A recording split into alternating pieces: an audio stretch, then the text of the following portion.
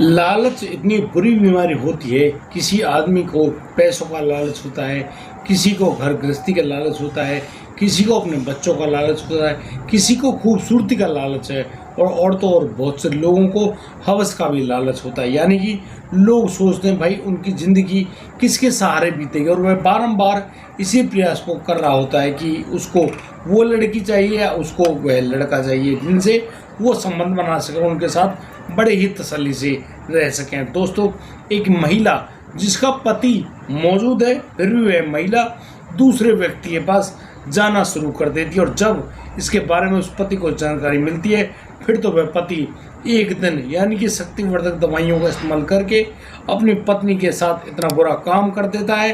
दोस्तों, उस रात में वहाँ पर होती है खून की होली और दोस्तों इतना भयानक कांड जो कि सामने आता है, हर कोई आदमी उन लोगों को देखकर सोचने पर मजबूर हो गया कि आखिर इस लड़के ने इतना बड़ा कांड कैसे कर दिया।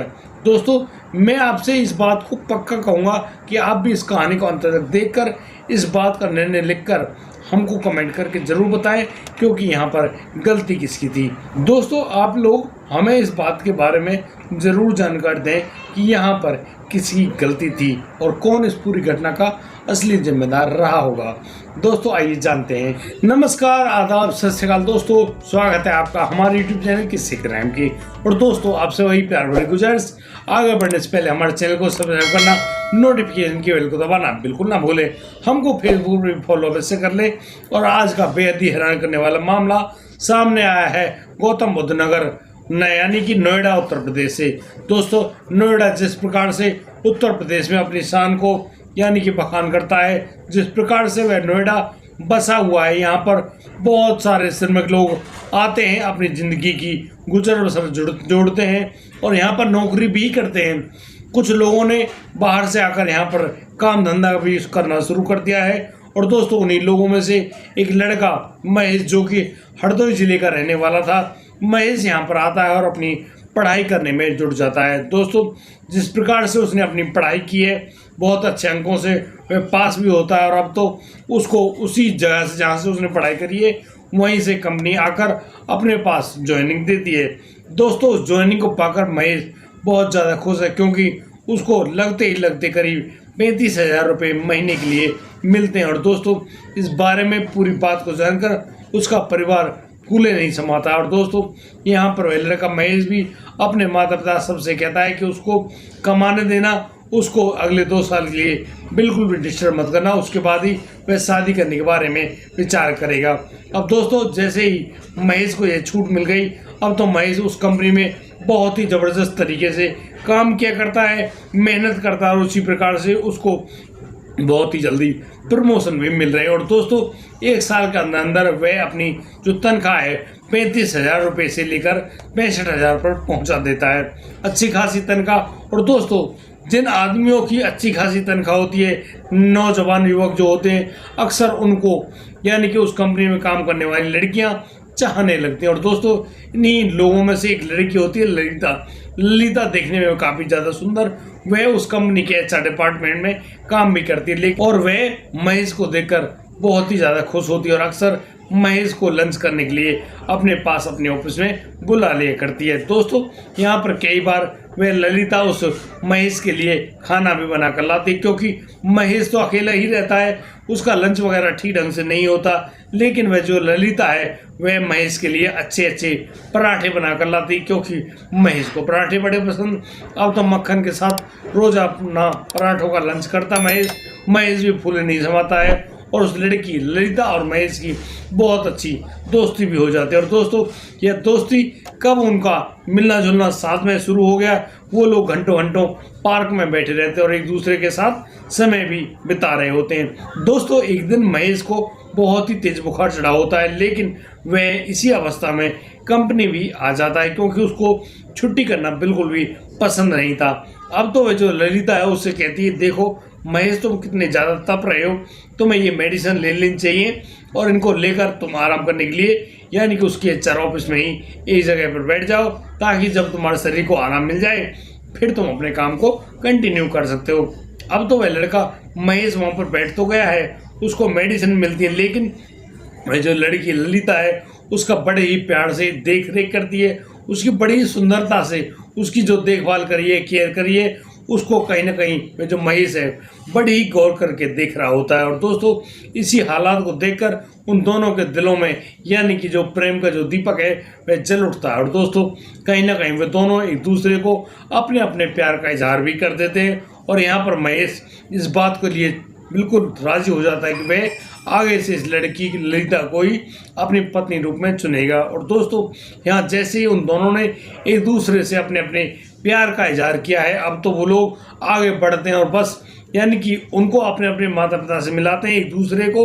दोस्तों लगभग 3 महीने के बाद उन दोनों की शादी भी तय हो जाती है और फिर तय किए गए समय के अनुसार उनकी शादी भी हो जाती है। शादी होने के बाद वो लोग यानी कि एक घर लेते हैं किराए पर और वहाँ पर पति पत्नी दोनों बड़े ही खूबसूरती से नौकरी भी क्या करते हैं और अपनी ज़िंदगी भी जी रहे होते हैं।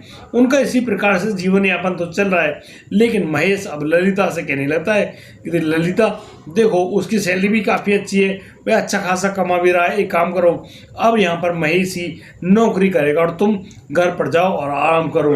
दोस्तों इस बात को लेकर ललिता भी कहीं ना कहीं बहुत ज़्यादा राजी होती है और वह कहती है कि हाँ, जब उसका पति लाखों रुपए की सैलरी पाने लगा है अब तो उसका नौकरी करने का कोई तात्पर्य नहीं है, वह घर पर रहकर आराम करेगी। दोस्तों महेश उस कंपनी में बड़े ही ज़बरदस्त तरीके से काम भी कर रहा है, उसको प्रमोशन मिलती जाती हैं, लेकिन वह अक्सर पेट दर्द से ज़्यादा परेशान रहता है। अक्सर उसके पेट में बहुत तेज दर्द उठता है और उसी दर्द की वजह से कई बार तो वह ऑफिस की जो कुर्सी है उस पे से नीचे गिर जाया करता है। उसको जब हॉस्पिटल में ले जाया गया, जब उसकी जांच पड़ताल की गई, तब जाकर मालूम चला कि उसके पेट में 3 गांठें बन गई हैं। अब कोई डॉक्टर तो उनको कैंसर की गांठें बताता है, कोई कुछ अलग बताता है। दोस्तों यहाँ वह लड़का अपनी उन गांठों के बारे में जानकारी तो रखता है। एक दिन वह अपनी पत्नी ललिता को भी इस बारे में पूरी जानकारी देता है कि ललिता वह अब ज़्यादा दिनों के लिए जीवित नहीं रहेगा। दरअसल डॉक्टर्स कहने लगे कि उसके पेट में कैंसर की गांठें मौजूद हैं। दोस्तों जिस प्रकार से वह लड़का महेश बहुत ज़्यादा यानी कि कमज़ोर होने लगा था, दिन रोज़ उसका स्वास्थ्य गिरता जा रहा था। अब तो वह जो ललिता है वह बड़ी दुखी होती है, परेशान होती है, क्योंकि उसने जिस लड़के से प्यार किया था उस लड़के को कैंसर जैसी गंभीर बीमारी हो गई है। अब तो वह जो ललिता है वह अपने पति महेश से कहती कि देखो महेश, तुमने जब उससे कहा कि घर बैठो और वही नौकरी करेगा तो उसने तुम्हारी बात मानी, लेकिन आज तुमको मेरी बात माननी होगी। दरअसल अब महेश को घर पे आराम करना होगा और ललिता नौकरी करेगी और उसी नौकरी के मुताबिक अच्छे खासे पैसे लाएगी, जिससे उसका इलाज भी हो सके, उनका भरण पोषण भी चलता रहे। बता दें कि महेश अब उस अपनी पत्नी ललिता की कई कई बातों पर राजी हो जाता है और अब तो ललिता उसी कंपनी में अपनी जॉब को दोबारा से ज्वाइन कर लेती है और बड़े ही ढंग से वहाँ पर अपनी जॉब को किया करती है। लेकिन कहीं ना कहीं उस ललिता के दिमाग में यह बात घर कर जाती है कि अब तो किसी दिन भी महेश का साथ उससे छूट जाएगा और वह महेश के साथ नहीं रह पाएगी। अब तो वह महेश का प्यार किसी और इंसान में ढूंढना शुरू कर देती है। और दोस्तों बहुत ही जल्दी उसको वह लड़का मिल जाता है जिसका नाम संजीव होता है। और संजीव जो कि उसी कंपनी में काम किया करता है, उसकी अच्छी खासी तनख्वाह भी है और उसी तनख्वाह के चलते कहीं ना कहीं वह जो लड़की ललिता है वह उस संजीव के साथ प्यार में पड़ जाती, क्योंकि वह मान बैठी थी कि अब इस महेश का क्या होना है। जैसे कि ललिता को संजीव से प्यार हुआ है, अब तो उस ललिता का जो व्यवहार है वह उस महेश के प्रति काफ़ी ज़्यादा रूखा सूखा हो जाता है। वह अक्सर उस महेश की ना तो बात सुनती है ना ही उसके करीब आती है। अक्सर जो महेश है उसको अपने पास बार बार बुलाता है, लेकिन वह जो लड़की यानी कि उसकी पत्नी ललिता उसको ऐसे झिड़क कर वहाँ से दूर चली जाती है और अब अक्सर उसे रात को घर आना बहुत ज़्यादा लेट भी कर दिया था, यानी कि वह 10-10, 11-11 बजे उस घर में लौट कर आने लगी। अब तो इन प्रश्नों को जब महेश अब अपनी पत्नी ललिता से पूछता है कि ललिता तुम अक्सर कहाँ रहती हो भाई, तुम्हें टाइम से घर आ जाना चाहिए, लेकिन ललिता उससे कहती है कि महेश उसके टाइम से आने का ना आने का क्या मतलब है, वह क्या करेगी यहाँ आकर। इस प्रकार की जो बातों पर वह जो लड़का महेश बहुत ही ज़्यादा बौखला जाता है, क्योंकि शरीर में कमजोरी और उसकी पत्नी जब उससे ऐसा उल्टा सवाल जवाब करेगी तो वह कहीं ना कहीं बहुत ही ज़्यादा दुखी हो जाता है। वह अपनी पत्नी के साथ झगड़ा कर बैठता है और बस इसी झगड़े का शायद उस पत्नी को भी इंतजार था। वह पत्नी यानी कि ललिता अब उस महेश को ऐसे ही बीमार अवस्था में छोड़कर उस घर से अपने मायके के लिए रवाना हो जाती है। दोस्तों, यहाँ अपने मायके में रहते रहते ललिता को करीब 2 महीने बीत जाते हैं, लेकिन अक्सर वह जो ललिता है अपने प्रेमी संजीव से मिलने के लिए नोएडा तो आया करती है, लेकिन वह अपने यानी कि पति के घर पर नहीं आती। एक दिन वह जो लड़का यानी कि महेश डॉक्टर के पास गया हुआ था, जब वहाँ से वह ऑटो में बैठकर लौट रहा होता है, वह देखता है कि यहाँ जो सामने उसका जो कलीग है यानी कि संजीव खड़ा है, लेकिन संजीव के पास खड़ी हुई औरत उसको जानी पहचानी लगती है।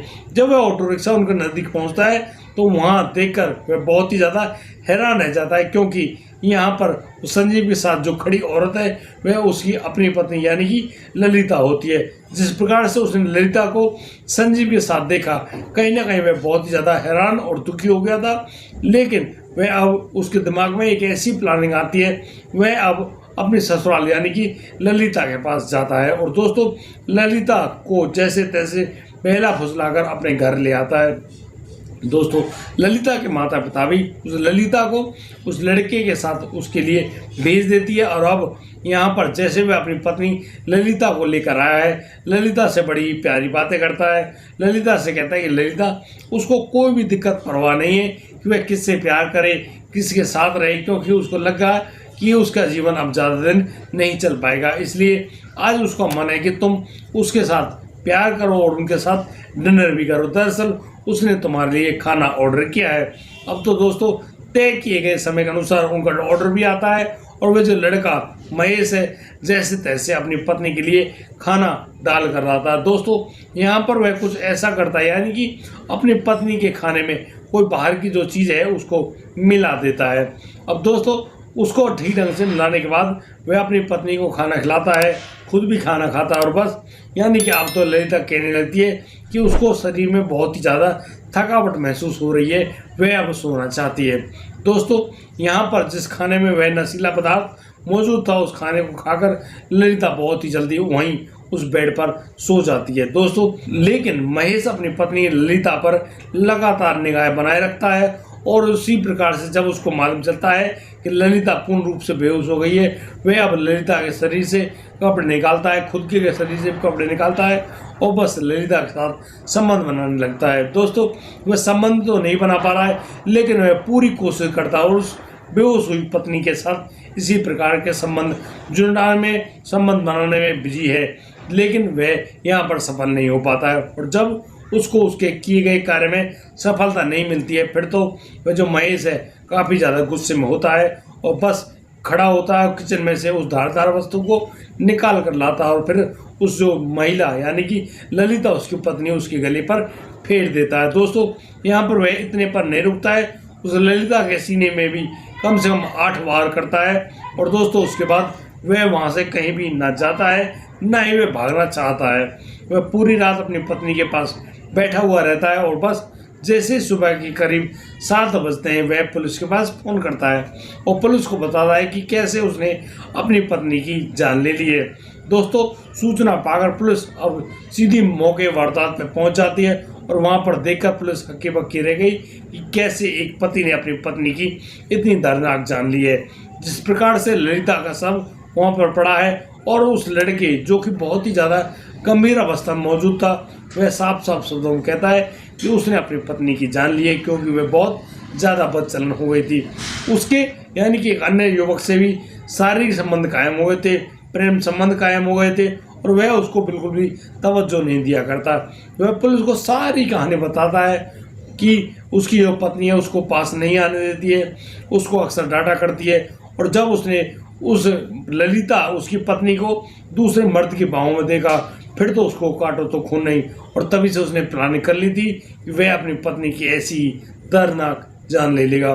दोस्तों, वह यहाँ पर इस बात को भी स्वीकार करता है कि वह एक नशीला जो पदार्थ है वह उस ललिता के खाने में भी मिला था, जिसकी वजह से वह बेहोश हो जाती है और बस बेहोश हुई पत्नी के ऊपर इसने दर्दनाक काम को वह अंजाम भी देता है। दोस्तों, जिस प्रकार से उस लड़के महेश ने अपने द्वारा किए गए सारे कृत्य को स्वीकार कर लिया, पुलिस तो उसको लेकर आते पुलिस थाने, और यहाँ पर जब उसको हवालात में बंद कर दिया जाता है तो महेश के दिमाग पर इतनी सी भी स्किन नहीं थी, ना ही वह सोच रहा था, ना ही उसको दुख था, और वह सोच रहा था कि ठीक है, उसने जो अपनी पत्नी के साथ सही किया है। दोस्तों, अब तो पुलिस उस लड़के महेश को उसकी गंभीर अवस्था में ही कोर्ट में जज साहब के सामने उसको पेश किया जाता है, और जब महेश बताता है कि साहब उसको जो कैंसर की स्टेज यानी कि लास्ट स्टेज चल रही है, कभी भी उसकी जीवन लीला समाप्त हो सकती है, इसलिए उसकी सजा में कुछ रियायत बरतो। अब तो जज साहब भी उसे कहते हैं कि देखो, तुम्हारी जान तो जाने वाली है, तुमको तुम्हारे कर्मों का हिसाब तो मिल रहा है, लेकिन अब तुम बाकी बची हुई जिंदगी जेल में ही काटना, क्योंकि तुमने बहुत ही जघन्य अपराध किया है। दोस्तों, अब तो उस लड़के यानी कि महेश को जेल के अंदर भेज दिया जाता है, और जेल में से ही उसका कैंसर का इलाज चल रहा होता है। और दोस्तों, करीब 2 महीने बाद ही उस महेश की भी दर्दनाक मौत हो जाती है। दोस्तों, इस पूरे घटनाक्रम को सुनाने का उद्देश्य किसी को परेशान करना नहीं है, किसी का दिल दुखाना नहीं है, लेकिन जिस प्रकार से ये घटनाक्रम हम लोगों के सामने आते हैं, उसी प्रकार से हम लोग आपको बताते हैं। आप लोगों के सामने जो ये घटना आई है, उसमें आप मुख्य दोषी किसको समझते हैं? दोस्तों, क्या वह महेश दोषी था? क्या महेश की पत्नी ललिता दोषी थी? या फिर वह संजीव दोषी था, जिसने उस ललिता को अपने दोस्त की पत्नी जानते हुए भी उससे मोहब्बत कर ली? आखिर इस पूरी घटना में किसको जिम्मेदार ठहराया जाना चाहिए? कौन है इस पूरी घटना का जिम्मेदार? दोस्तों, यदि आपको हमारी ये वीडियो अच्छी लगी है और आपको असली गुनहगार के बारे में जानकारी पता चल गई है, तो आप सुंदर सी कमेंट करके उसका नाम भी और उसके बारे में 2 शब्द भी लिख कर जरूर बताएं। दोस्तों, आज के लिए सिर्फ इतना ही। अब दीजिए मुझे इजाज़त, मिलता हूँ कल, लाता हूँ एक और अनोखा मामला। तब तक के लिए आप बढ़िया रहें, बेहतरीन रहें, अपना और अपने परिवार का बखूबी ख्याल रखते रहें। जय हिंद, जय भारत।